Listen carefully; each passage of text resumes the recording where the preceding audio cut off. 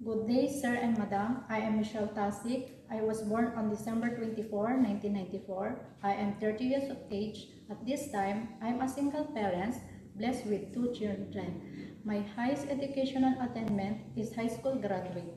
I work as domestic helper in Kuwait for 2 years and 3 months. I have served one couple and 2 children, aged 6 years old and 2 years old.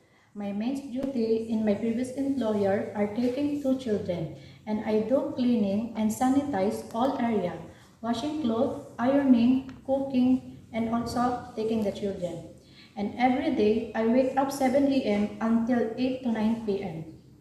If the parents of my employer always finding mistake to work, sir, madam, I will do my best to improve my work.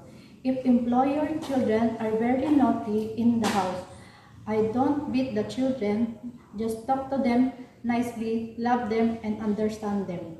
The most important thing in caring a baby, regularly check the diaper if it wet, feed the baby on time, and give the medicine on time. My last message in my future employer is I need this job, I love the work, I respect and obey the employer, I can finish my 2 years contract. Thank you, sir, madam.